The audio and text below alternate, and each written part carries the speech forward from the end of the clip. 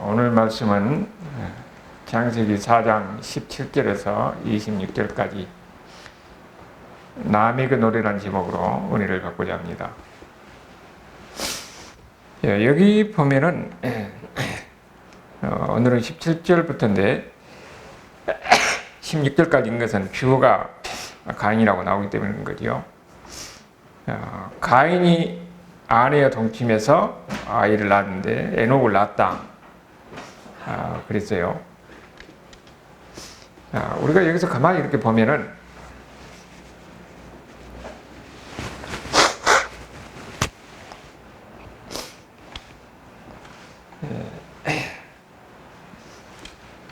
아담의 아들이 가인과 아벨이고, 그 다음에 이제 거기에 이제 아담과 아벨의 아담과 하와의 그 자녀들이 많이 있어요. 그러면 우리가 생각해 보면은 가인이 누구하고 결혼했겠어요? 그러면 전부 다 아담의 후손들인데 근친 결혼이잖아요. 근친 결혼. 그러면 근친 결혼이면은 유전적인 문제가 있을 수도 있는 것 아니냐, 우리가 그렇게 생각할 수가 있어요. 그런데 우리가 이걸 알아야 됩니다. 아담은 모든 인류의 유전자를 다 가지고 있어요. 그러면 이제 그것이 아담의 자손 그렇게 내려오면서, 그럼 그 자손들은 아담이 가지고 있는 유전자의 일부를 가지고 나온 겁니다. 그러니까 아담의 자식들이 보면은 그 아담의 유전자의 다 일부를 가지고 나와요. 그러니까 그것이 그 유전자가 이제 그들이 이어진 거죠. 그러니까 그 유전자가 갈라진다는 거예요.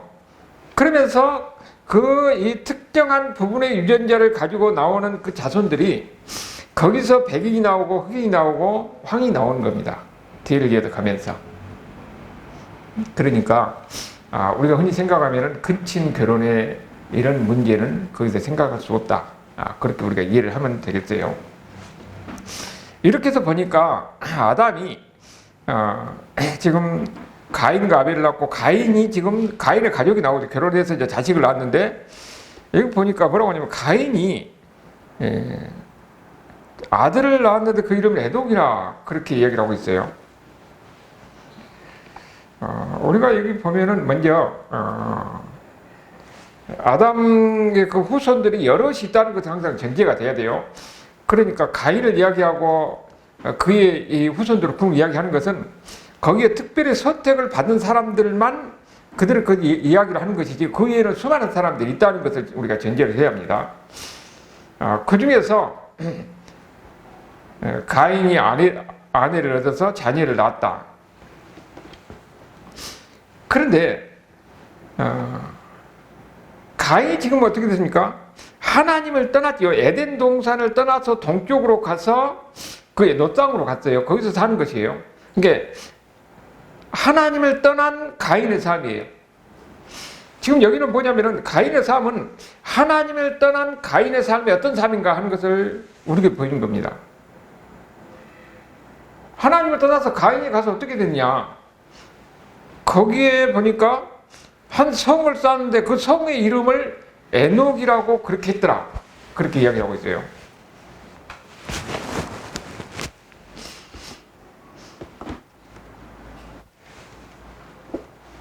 성을 쌓아가지고 성의 이름을, 자기 아들의 이름을 그 성에다 붙인 겁니다. 그것이 어떤 의미가 있느냐? 우리가 시편 49편 11절을 보면 뭐라고 하냐면은 그들의 속 생각에 그들의 집은 영원히 있고 그들의 거처는 대대에 이르라 하여 그들의 토지를 자기 이름으로 부른다고 그랬어요. 그러니까 여기 보면은 자기들의 집, 자기들의 거처를 대대에 이르라 하면서 그 토지를 자기들의 이름을 거기 붙인 거예요.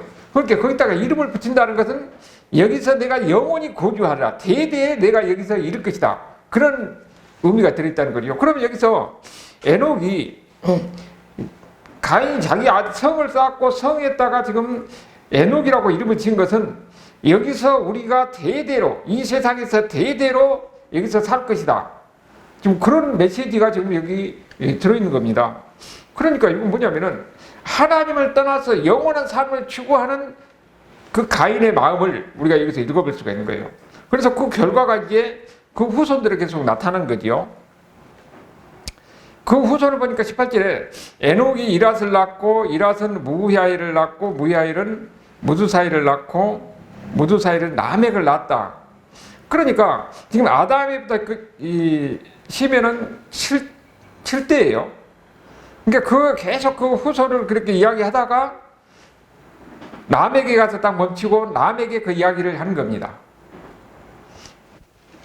우리가 여기서 라멕의 이야기를 하고 있는데 그 라멕의 이야기를 통해서 우리가 몇 가지 볼 수가 있는 것은 라멕을 보니까 아내가 둘이라고 그랬어요.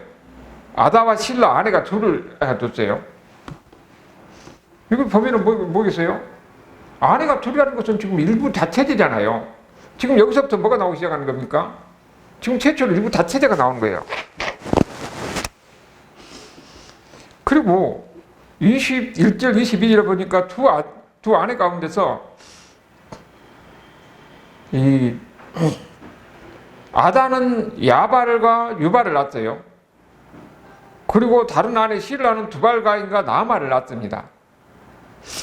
근데 그 당시에 보면은 이름을 통해서 그 사람의 마음을 우리가 읽을 수 있다고 그랬대요. 그 의도를 읽을 수 있다고 그랬어요. 그러니까 여기 지금 두 아내, 라멕이 지금 두 아내를 통해서 난 자식들의 이름을 짓는 것을 통해서 우리가 무엇을 알 수가 있냐 하면은 야발이라고 그랬어요. 아다를 통해서 야발을 낳았다. 야발이란 말이 기쁨이란 말이에요. 그리고 또 유발이란 말이 나팔이란 말인데 여기도 기쁨과 같이 연관되는 것이죠. 그러니까 그 이름을 통해서 그 사람의 마음을 읽을 수가 있는데 이것은 무엇을 이야기하는 겁니까? 지금 라멕은 이 세상에서 인생의 기쁨을 추구하고 그것을 즐기는 그런 마음을 가지고 있다는 것을 알 수가 있는 겁니다. 야발과 유발이라는 이 이름을 통해서 기쁨으로 행복을 사는 그런 삶을 갈구하는 그 라멕의 마음, 그리고 라멕으로 대표되는 그 시대 사람들의 마음을 우리가 이 이름을 통해서 우리가 읽을 수가 있다는 거예요. 그리고 여기 두발이라는 것도 보면은 이 날카로운 것 이런 의미거든요. 날카로운 것, 망치, 어떤 도구. 그러니까 여기서 칼이 나오고 무기가 나오고 그런 거죠. 연장이 나오고. 그러면은 이 라멕의 자손들의 이름을 통해서 무엇을 알 수가 있느냐 하면은 그 당시에 굉장한 물질 문명과 이런 고도의 문명을 이루고 살았던 그들의 삶을 우리가 여기서 엿볼 수가 있는 겁니다. 지금 그런 라멕을 통해서 멈춰서 지금 그 시대 상황을, 그 시대의 삶을 우리에게 가르쳐 주고 있는 거예요.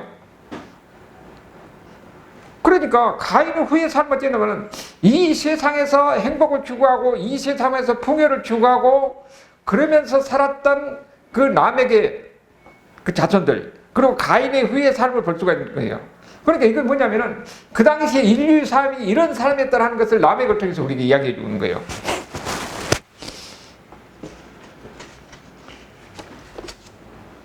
우리가 여기 지금 계속 이야기가 라멕까지 이렇게 나오는데 라멕까지 해서 그 당시의 삶을 우리가 다시 한번 조명해 볼 필요가 있는 겁니다.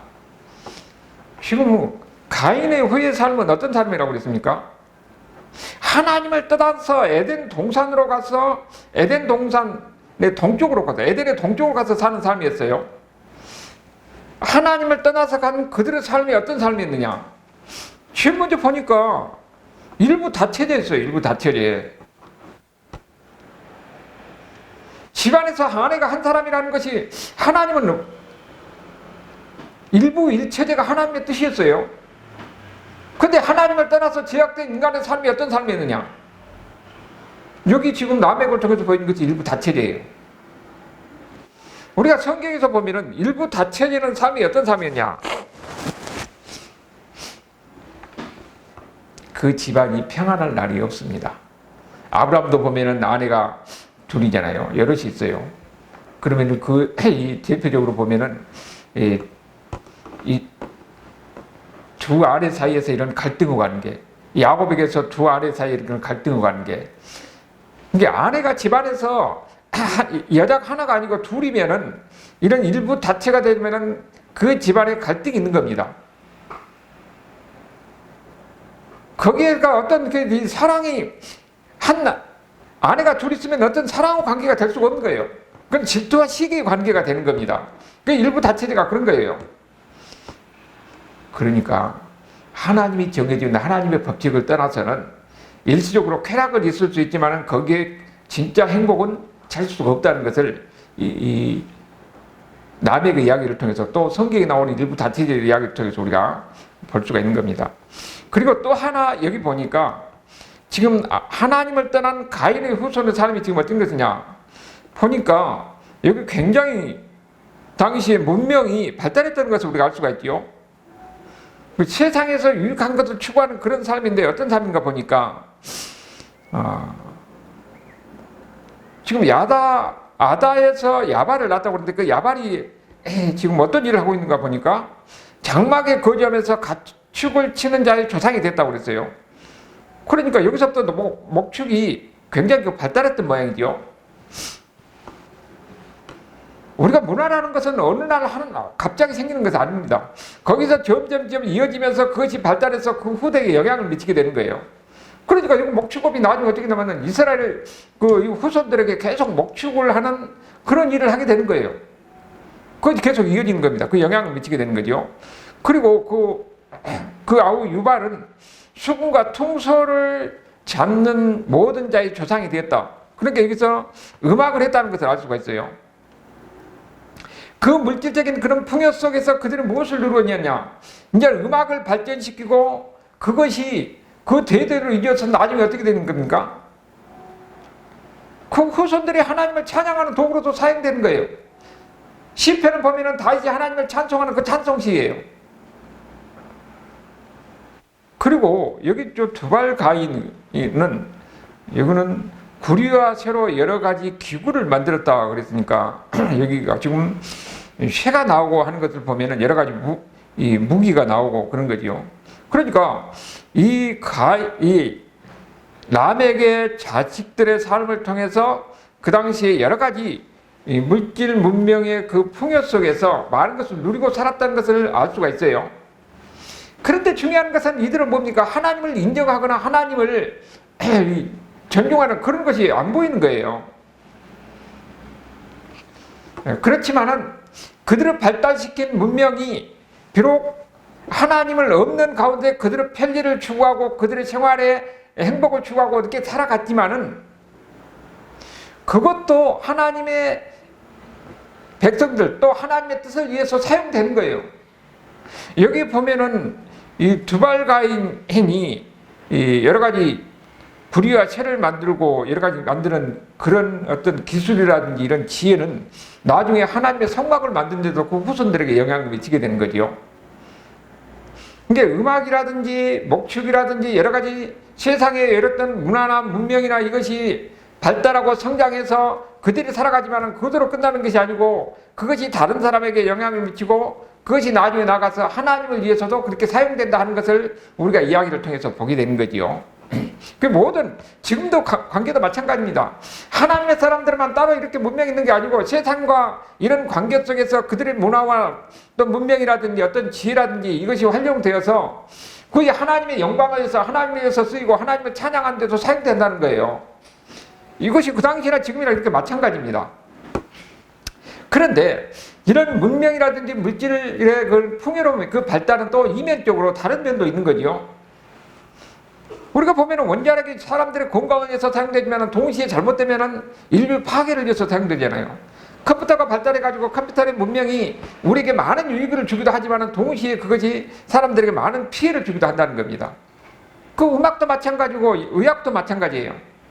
사람을 치료하고 고치지만 동시에 여러 가지 마약이 사람들을 완전히 피폐하게 만드는 그런 현상도 또 얼마든지 볼 수가 있는 겁니다. 이런 문명의 양면적인 면을 우리가 그때나 지금이나 우리가 얼마든지 찾아볼 수 있다는 겁니다. 그러니까 우리가 여기에 보면은 이들의 삶은 그 다음에 5장에서 나오는 셋의 후예들과의 삶과는 전혀 다른 모습이에요. 이들은 여러 가지 물질 문명과 풍요 속에서 살지만 하나님이 없는 가운데서 그들은 나름대로 인생의 행복을 위해서 삶의 편리에서 추구하는데 하나님을 떠난 것입니까? 그러니까 하나님을 떠난 잘못된 면의 극치를 남의 그 이야기를 통해서 보여주고 있는 겁니다. 그 다음에 나오는 그 5장에서 나오는 세대 후손들의 삶과 대비되는 면을 우리에게 보여주는 거지요. 그리고 이 남에게서 이야기하는 아주 중요한 이야기가 23절에서 남에게 시에서 나오는 건데, 여기 보니까 뭐라고 하냐면은 아다와 실라여 내 목소리를 들으라, 남의 그 아내들여 내 말을 들으라.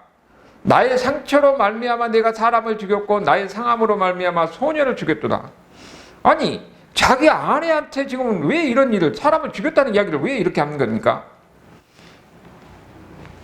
이것은 뭐냐면은 자기 아내를 위협하는 말이에요.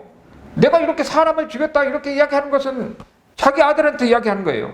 그러면은 이 이야기를 통해서 우리가 무엇을 볼 수가 있냐면은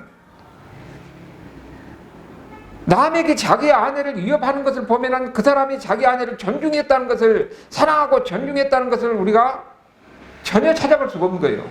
그러니까 그 당시에 여자들의 삶이 어떤 삶이냐, 굉장히 남자들의 그 힘의 위압 속에서 여러 가지로 억압받고 있는 여자들의 삶의 모습을 여기서 우리가 비춰볼 수가 있는 겁니다. 지금 남에게 자기 아내를 위협하는 것을 통해서 당시의 삶은 남에게 후손들의 이런 풍요 속에서 그들의 세상적인 문명의 발달과 그리고 또 이 풍요 속에서 살았지만은, 그러나 그것이 그들에게 진정한 행복을 가져다 주지 못했다는 거예요. 여기 집안에서도 보니까 아내를 위협하는 것을 통해 보면 그 집안에 진정한 평안이 없었다는 것을 우리가 볼 수가 있는 거지요.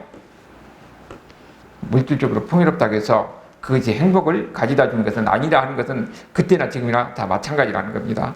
그리고 이야기하는 걸 보면은 뭐냐면은 상처를 입었는데 나는 죽였다고 그러잖아요. 상함으로 해서 소년을 죽였다 이렇게 이야기하고 있는 거예요. 좀 복수했다는 겁니다. 복수가 상처를 입었는데 자기는 모르니까 사람을 죽였다는 거예요. 이게 복수가 또 더 큰 복수를 가져오는 거지요. 당시에 그 이런 삶의 모습이 어떤 것인가 하는 것을 보여주는데, 그런데 그 복수가 나중에 보니까 24절은 뭐라고 하냐면은 가인을 위하여 벌이 7배일 텐데 라멕을 위하여 벌이 77배라 이렇게 이야기하고 있어요. 가인을 위하여 벌이 7배라는 것은 하나님이 이야기했잖아요. 그런데 하나님이 말씀하는 것이 7배라고 하면 자기는 라멕은 자기는 77배라는 거예요. 하나님이 위에 있다는 것을 라멕은 지금 이야기를 통해서 우리가 알 수가 있는 겁니다. 하나님보다 라멕은 자기가 더 위라는 겁니다. 하나님을 인정하지 않는 인간의 교만한 모습이에요. 여기는 하나님을 존중하거나 하나님을 인정하거나 이거 전혀 안 보이는 겁니다. 이런 것을 통해서 자기 아내를 겁주는 이런 인생이 얼마나 피곤하겠는가 하는 것을 우리에게 보이는 겁니다. 하나님을 떠나서 에덴 동산 동쪽으로 가는 그 동쪽으로 가서 살아가는 이 인간의 모습이 어떤 모습인가 하는 것을 지금 남의 그 삶을 통해서 우리에게 보여주고 있는 거죠. 그런데 반면에 예수님은 뭐라고 하냐? 남에게는 복수에 대해서 이야기하는데 예수님은 뭐라고 이야기합니까? 용서에 대해서 이야기합니다. 예수님은 마태복음 6장 14절 15절에 보면은 너희가 사람의 잘못을 용서하면은 너희 하늘에 계신 아버지께서 너희 잘못을 용서하려니와 너희가 사람의 잘못을 용서하지 않으면 너희 아버지께서도 너희 잘못을 용서하지 않는다 그랬어요. 예수님이 우리에게 가르치는 것은 복수가 아니라 용서라는 겁니다. 지금 라멕은 지금 자기가 77배 벌이 77배라고 그랬는데 예수님은 마태복음 18장에서 뭐라고 그랬냐면은 7번을까지 용서하니까 아니다, 7번을 일을 70번이라도 용서하라고 그랬어요. 예수님이 우리에게 된 가르침은 끊임없는 용서의 그런 가르침을 우리에게 가르쳐 주는 겁니다. 거기에 진정한 생명이 있고 거기에 진정한 복이 있기 때문에 예수님께서 우리에게 용서의 길을 가르치는 거예요. 남에게는 복수에 대해서 이야기하지만은 예수님은 용서에 대해서 이야기하고 있는 겁니다. 남에게 자기 강함을 나타내려고 하는데 그런 자기 각광함을 나타내려고 하는 그런 삶 속에서는 결코 거기에 평안도 없고 안식도 없는 거예요. 그런데 참 아이러니하게 사람을 보면은 이런 남에게 길이 어떤 길인가를 알고 있음에도 불구하고 사람들은 항상 남에게 길을 가려고 그러는 거예요. 자기가 어떤 힘을 자랑하고 자기 번제를 자랑하고 다른 상대편을 위압해가지고 자기가 자기의 모습을 드러내려고 하는 이런 제약된 모습이 남의 길인데, 사람들은 보면은 이런 길을 가는 겁니다. 복수라는 걸 하는 거예요. 용서라는 건 것이요. 그게 사람들의 모습입니다. 그런데 예수님은 뭐라고 그러냐? 너를 위해서 용서라고 가르치는 겁니다. 하나님을 떠난 인간의 타락의 극치가 어떤 것인가 하는 것을 남의 그 삶을 통해서 우리에게 가르쳐주는 겁니다. 남에게 삶으면 물질적인 풍요를 누리고 있지만 그 가정은 결코 행복하지 않았어요.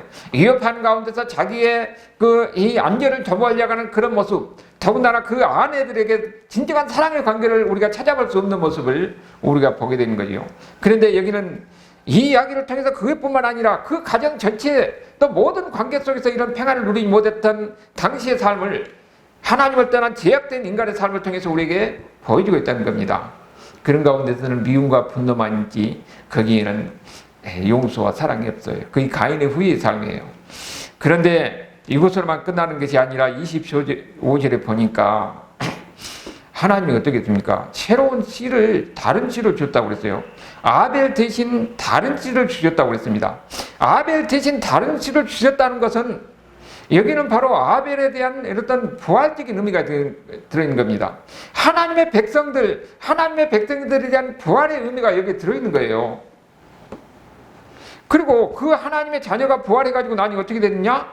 26절에 보니까는 셋의 아들을 낳고 그 이름이 에노스라 했는데, 에노스가 그때부터 여호와 이름을 불렀더라. 하나님을 예배했다는 거예요. 이미 이때 이 희망을 갖게 되는 겁니다. 하나님을 섬기는 하나님의 백성이 다시 부활했고 그가 하나님을 예배하고 하나님을 섬기는 사람이 되는 거예요. 하나님을 떠난 인생은 이 세상에서 많은 것을 누리고 많은 것을 가지고 한다 할지를 결코 거기에는 행복이 없어요. 어디서 행복을 찾느냐? 셋의 후예를 통해서 우리에게 가르쳐준 것과 같이 하나님 안에서 하나님을 섬기고 또 하나님의 말씀 안에서 사는 것이 그 복이에요. 예수님께서 우리에게 가르쳐준 것은 복수가 아니라 용서고, 용서가 이 사랑 그 속에서 하나님께서는 우리에게 주는 그런 행복이 있고 인생의 참된 의미를 우리가 발견할 수가 있다는 거예요. 여기에 우리가 희망이 있는 겁니다. 우리는 셋의 우회를 통해서 우리에게 새로운 희망을 갖는 겁니다. 이런 사실 앞에서 우리가 어떻게 살아갈 건지 우리 스스로 생각하면서 남에게 노래가 우리에게 교훈이 되는 이런 은혜가 있기를 주님으로 축원합니다. 아멘.